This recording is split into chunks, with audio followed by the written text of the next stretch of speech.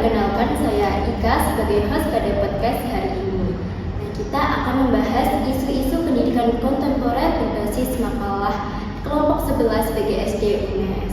Di studio sudah hadir Kak Jihan dan Kak Seva yang merupakan mahasiswa PGSD dan ada juga Kak Irsyad yang merupakan calon guru muda. Kali ini kita akan mengulas tantangan pendidikan modern, mulai dari kesenjangan pendidikan, kurikulum, teknologi, sampai peran pemerintah dan sekolah. Halo semuanya, senang bisa ikut diskusi. Sebelum masuk ke isu-isu besar, kita bahas dulu yuk pengertiannya. Nah, apa sih pengertian dari pendidikan kontemporer itu? Boleh dijelaskan Kakak? Jadi pendidikan kontemporer itu adalah pendidikan yang mengikuti perkembangan zaman. Pembelajarannya itu disesuaikan dengan teknologi, globalisasi dan perubahan sosial. Nah, fokusnya itu bukan hanya mengajarkan materi saja, tetapi juga membentuk kemampuan abad ke-21 seperti berpikir kritis, bekerja sama, kreatif, bisa menggunakan teknologi dan juga memiliki karakter yang baik. Nah, selain itu, pendekatan konstruktivisme itu sangat relevan karena anak bukan hanya menerima materi, tapi pelaku aktif dalam menemukan pengetahuan. Guru menjadi fasilitator, bukan satu-satunya sumber ilmu, teknologi, keragaman budaya, dan dinamika global juga merupakan faktor penting.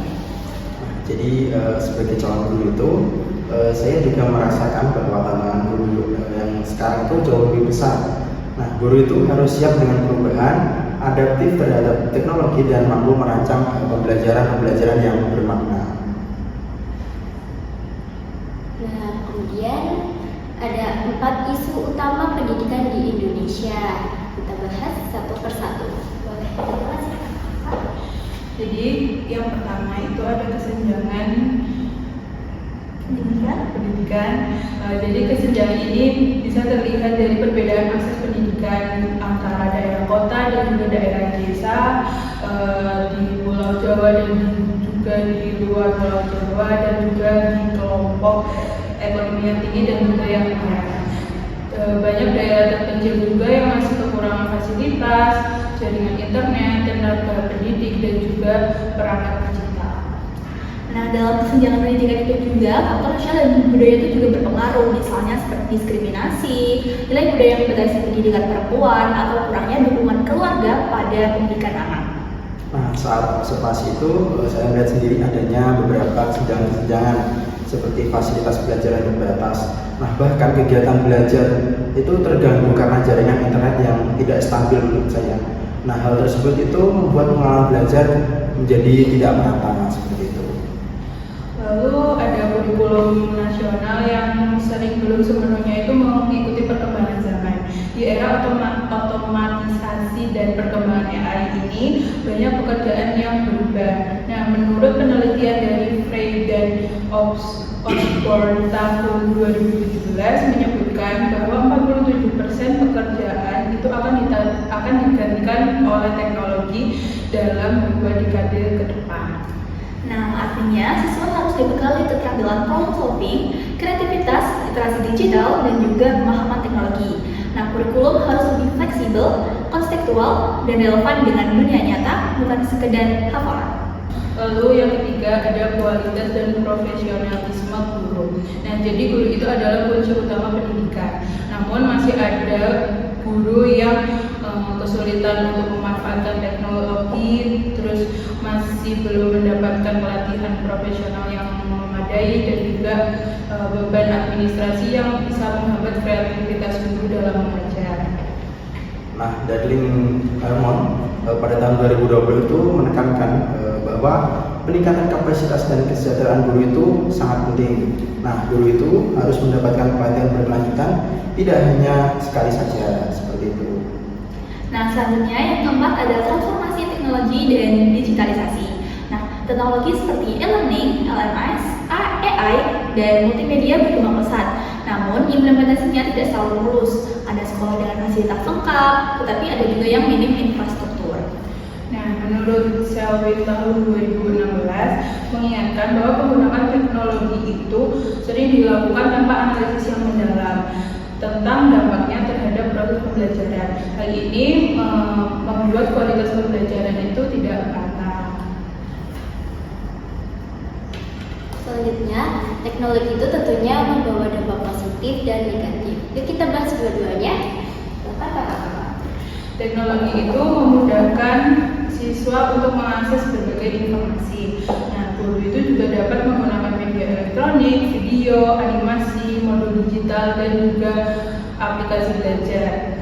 Pembelajaran daring seperti menggunakan Zoom dan Google Meet juga itu sangat membantu pada saat pandemi.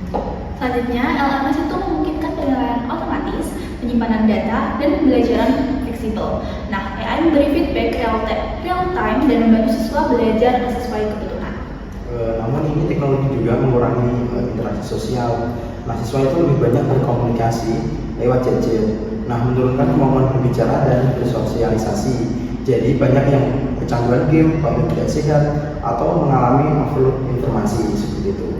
Nah, juga cybercrime juga meningkat seperti pencurian data sekolah, peretasan soal ujian, dan juga penipuan digital. Selanjutnya, dampak negatif yang lain yaitu kesenjangan digital membuat siswa yang kurang mampu itu makin tertinggal.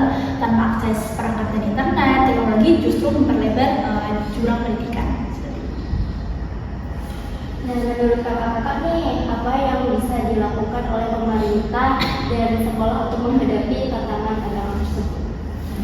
Kalau untuk pemerintah itu memiliki beberapa peran penting, seperti memberikan pelayanan pendidikan kepada masyarakat, memberikan fasilitas dalam belajar, mendukung kebutuhan dan aspirasi masyarakat, menjadi mitra sekolah dalam membuat kebijakan, dan juga menyediakan dana untuk menjalankan pendidikan. Nah, sekolah juga punya peran besar, jadi tidak hanya pemerintah, tapi sekolah juga ya teman-teman. Jadi, sekolah itu punya peran besar seperti menjadi tempat belajar dan pembentukan karakter, melaksanakan tugas ilmiah dan profesional sesuai UU, Sisdiknas, dan juga mengembangkan potensi anak secara holistik. Nah, selain itu, guru itu harus mampu menjadi penggerak perubahan. Nah, guru masa kini itu bukan hanya mengajar saja, tetapi membimbing, memberi keteladanan, membangun empati, dan mendidik nilai moral serta sosial. Nah, dari diskusi kita hari ini, jelas bahwa pendidikan kontemporer itu menghadapi tantangan yang besar. Namun, peran pemerintah, lembaga pendidikan, guru, serta siswa itu sama-sama penting untuk menciptakan pendidikan yang adaptif, inklusif, dan tentunya relevan. Terima kasih kepada Kak Jihan, Kak Sefa, dan Kak Isya. Sampai jumpa di episode berikutnya. Sampai jumpa.